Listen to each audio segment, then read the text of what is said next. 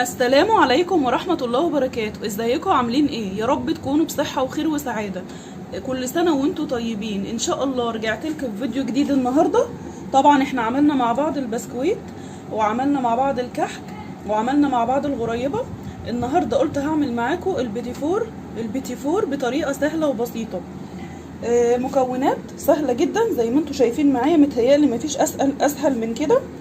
هقول معاكم المكونات دلوقتي. وطبعا لو انت عاوزه بتعملي كميات اكبر هتضاعفي المقادير اللي عندي هنا.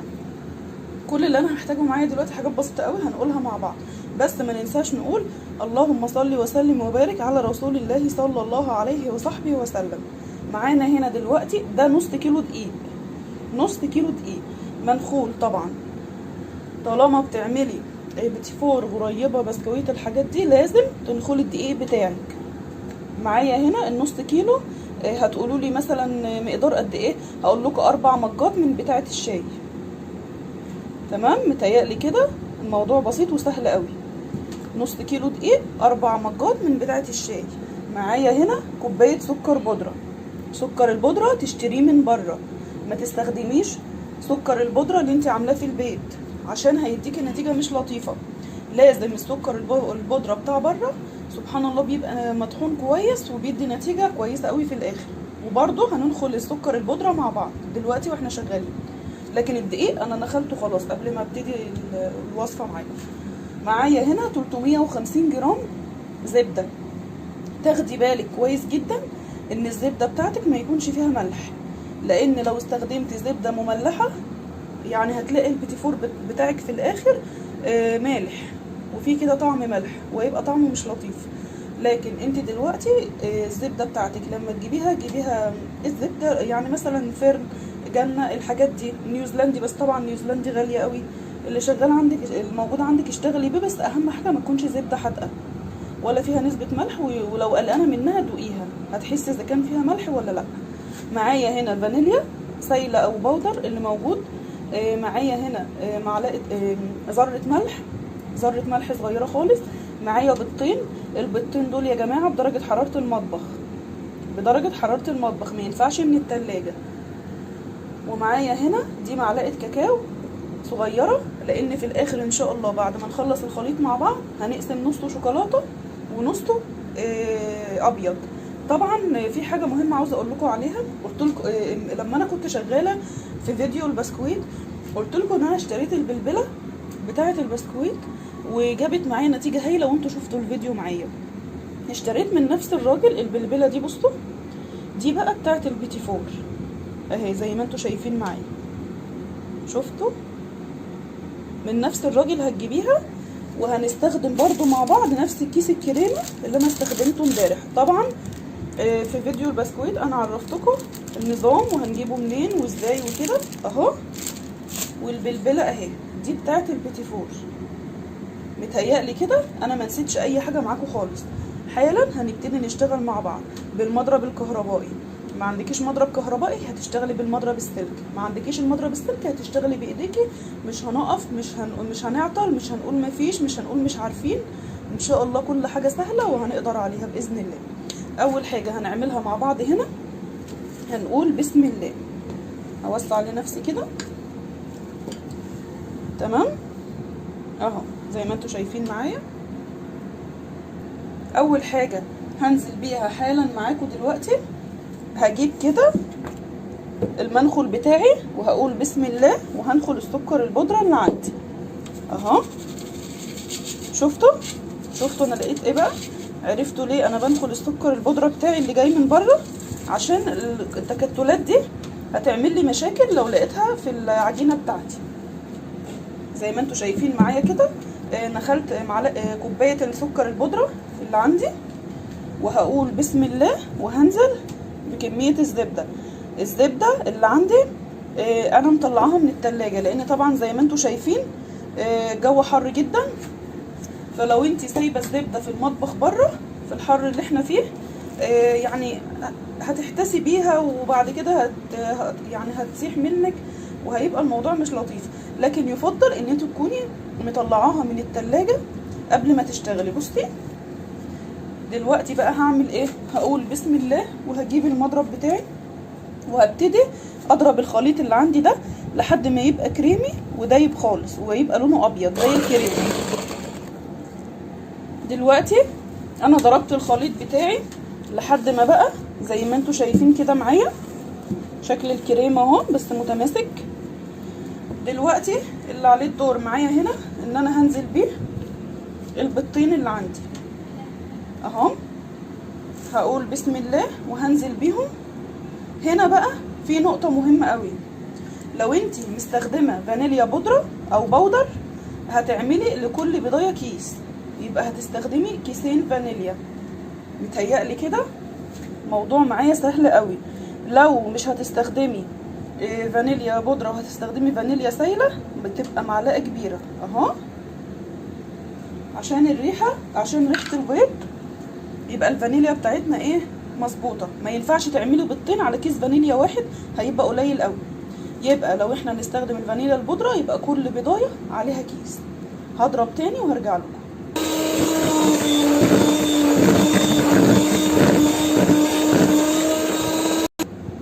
دلوقتي زي ما انتوا شايفين معايا ضربت الخليط بتاعي اهو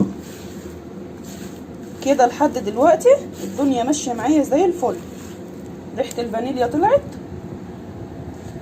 البيضتين بتوعي خلاص ضربتهم. اخر حاجه معايا هنا ايه ما انساهاش، بسم الله ذره الملح. تمام. وهبتدي اقول بسم الله وانزل بالدقيق اللي عندي.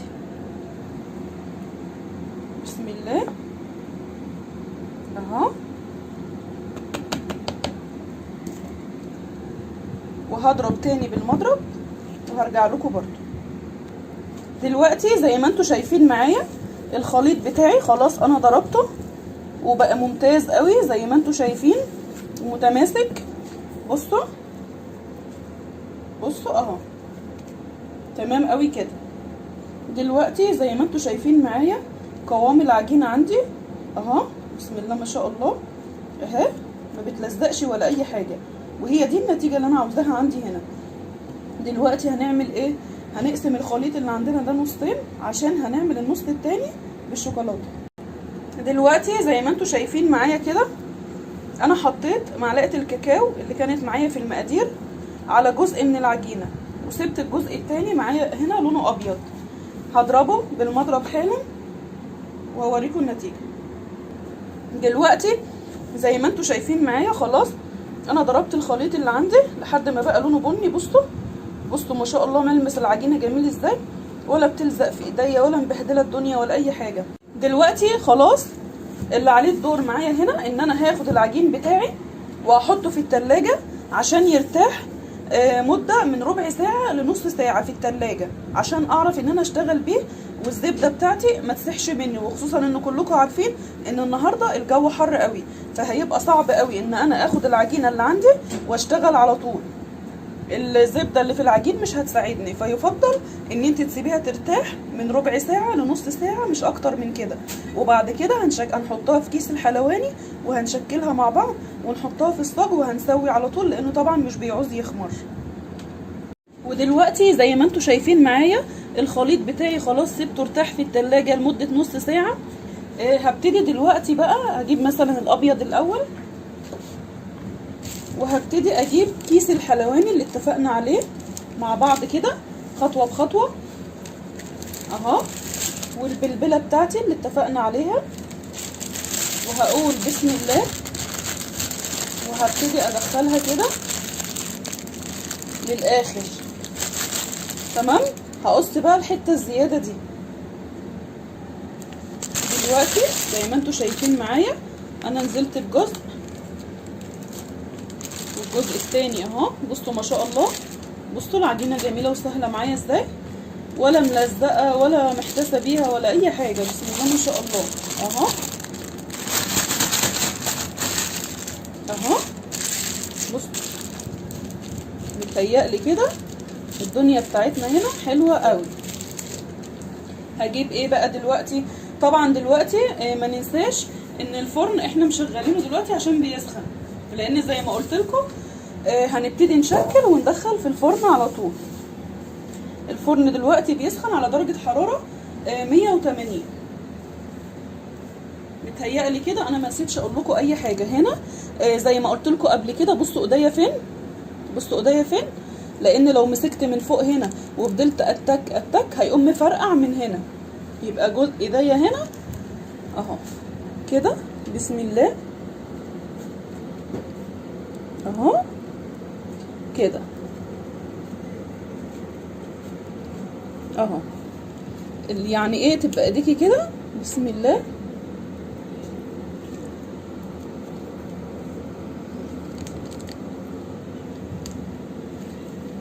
اهو، بسم الله اهو. هكمل بقيه الكميه وارجع لكم تاني. دلوقتي زي ما انتم شايفين معايا خلاص انا قربت اخلص الصاج عندي. فصلت انا طبعا ورجعت لكم تاني عشان الفيديو ما يطولش. شفتوا الموضوع سهل وبسيط ازاي؟ متهيألي مفيش ابسط ولا اسهل من كده اهو. كده جاهزين ان احنا ندخل الفرن حالا. ايه رايكم بقى؟ ولا مكنه بيتي فور ولا اي حاجه، كيس الحلواني والبلبله واشتغلنا وعملنا احلى بيتي فور. ده كده اول صاج معايا ابيض. هنعمل مع بعض دلوقتي اصطاج الشوكولاته، بس ده حالا هدخله الفرن على درجه حراره 180. هتقعد الصاج ده هيقعد في الفرن من ربع ساعه لتلت ساعه، مش هيقعد اكتر من كده. وهتابع السوا بتاعه. اول لما ارفع حته قطعه البيتي فور بتاعتي والاقي بقى لونها ذهبي من تحت، هعرف على طول ان هي استوت. هايد الشوايه ثواني ياخد لون ذهبي خفيف خالص، وهقوم طفياها وهوريكم النتيجه في الاخر. دلوقتي انا غيرت عندي هنا كيس الحلواني، جبت كيس تاني نضيف، وهقول بسم الله وهنزل بالعجين بتاعي كده. بصي تنزلي كده لتحت اهي، تنزل معاكي على طول اهو زي ما انتوا شايفين كده. هكمل. بصوا ما شاء الله العجينه برضو تحفه، ملمسها جميل قوي معايا اهو كده. خلاص انا جاهزه ان انا ابتدي اشتغل. طبعا الصاج بتاعنا الابيض في الفرن بيستوي دلوقتي.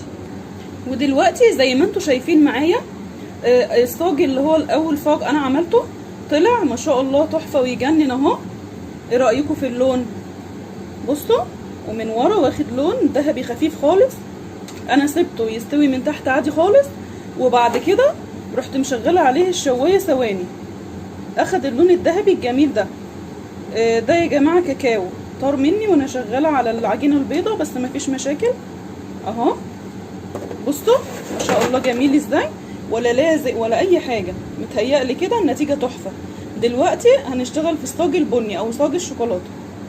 ودلوقتي زي ما انتوا شايفين معايا هنبتدي نقول بسم الله ونعمل البيتي فور بتاعنا اللي بالشوكولاته كده اهو كده زي ما انتوا شايفين معايا. طبعا انت ممكن بايديكي تشكلي كذا شكل، الشكل اللي بتفضليه اعمليه اهو. بصوا بقى انا ممكن دلوقتي نعمل مع بعض شكل اللي هو ايه يعني كده مثلا اهو كده طويل شويه اهو كده. بس برضو بتك في الكيس الحلواني بتاعي من هنا، بتك من هنا مش من فوق، والا هيقوم مفرقع على طول اهو كده. هكمل انا بقى بقيه الكميه عشان الفيديو ما يطولش عليكم، وهرجع لكم تاني. ودلوقتي زي ما انتوا شايفين معايا خلاص انا شكلت الصاج بتاعي اللي هو بالشوكولاته. حاولت اعمل اشكال كده مختلفه بالبلبله، برضو بنفس البلبله اللي انا مستخدماها ما غيرتهاش ولا اي حاجه. دلوقتي الفرن بتاعي سخن برضو على درجه حراره 180. هدخل الصاج من ربع ساعه ل 20 دقيقه، اقف جنبه واتابعه دايما يستوي من تحت. احس ان اللون بقى ذهبي ابتدي ان انا اشغل الشوايه دقيقتين وانا واقفه. متهيألي انا كده قلت لكم كل حاجه. والعجينه زي ما انتم شايفين بسم الله ما شاء الله ما فيهاش اي مشاكل خالص. والله لو استخدمتوا نفس المقادير اللي انا عملتها دي هترتاحوا قوي في العجينه. ودلوقتي زي ما انتم شايفين معايا ده الصاج اللي هو بالشوكولاته خلاص طلع وبقى تمام قوي معايا. بصوا بسم الله ما شاء الله برضو واخد لون ذهبي كده خفيف اهو. دلوقتي بقى هنبتدي ان احنا نحشيه مع بعض او نشكله مع بعض. ودلوقتي زي ما انتم شايفين معايا خلاص انا طلعت البيتي فور بتاعي من الصواني وسبته لحد ما برد معايا خالص. وجبت هنا بقى الحاجات اللي انا هزين بيها. معايا هنا الفرماسيل اللي هو الالوان، طبعا التزيين ده اختياري ليكي.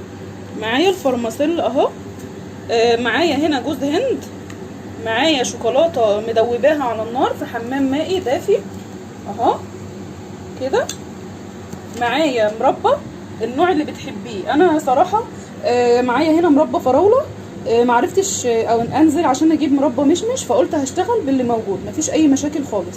معايا هنا ده بندق مفروم، كل يعني اللي موجود عندك اشتغلي بيه مفيش اي مشاكل خالص. دلوقتي هنبتدي ان احنا نزين مع بعض. دلوقتي زي ما انتم شايفين معايا هجيب كده واحده بيتي فور، هقول بسم الله، هحط نقطه صغيره خالص من المربى وهبتدي ان انا الزق كده بس خلاص. شفتوا الموضوع بسيط ازاي؟ ممكن بقى اعمل ايه، انزل كده في الشوكولاته اللي عندي وانزل مثلا هنا في جوز الهند اهو. التزيين ده بيرجع لذوقك وحسب ما انت بتحبي كده. نعمل مع بعض كذا شكل برضو. دي واحده برضو تانية اهي كده، هنزل بنقطه مربى صغيره، هجيب اتك بس تكه خفيفه عشان ما تتكسرش مني. اجيب برضو شوكولاته معايا هنا، يفضل ان انت تكوني مسيحه نوع شوكولاته يكون طعمه يعني ما تجيبيش الشوكولاته اللي هي المره وتعمليها، حاولي تجيبي نوع مفضل، ديرين مثلا الانواع الجميله دي اهو، عشان اللي يجي ياكل وحده البيتي فور يحس ان هو يعني الشوكولاته اللي فيه طعمها كده نضيف وحلو اهو. انا بحط طبعا نقطه صغيره قوي مجرد بس ان هو يمسك في بعضه اهو.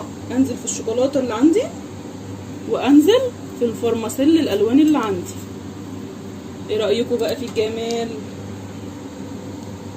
عشان الفيديو ما يطولش عليكم هكمل بقيه الكميه اللي عندي وهرجع لكم تاني، بس ممكن برضو اعمل معاكم واحده شوكولاته كمان اهي كده زي ما حضراتكم شايفين اهي تمام كده. هبتدي ان انا انزل بيها هنا اهو، هنزل في الشوكولاته وهنزل بقى ايه في الحاجات الفاتحه كده اهو اهو. شفتوا الموضوع سهل ولذيذ ازاي؟ نعمل بقى مع بعض اخر حاجه، واحده من الطويله دي هجيب حته المربى هنزل بيها كده اهو. شفتوا؟ هنزل برضو الشوكولاته اللي عندي وهنزل هنا مثلا في الفرماسيل اهو. شفتوا الموضوع سهل وبسيط ازاي؟ ممكن بقى دلوقتي تجيبي اولادك وتقعديهم جنبك وتبتدي ان انت تشكلي معاهم وتفرحيهم. ويلا قومي دلوقتي حالا اعملي اللي انا عملته ده عشان تفرحي اولادك عشان العيد ان شاء الله.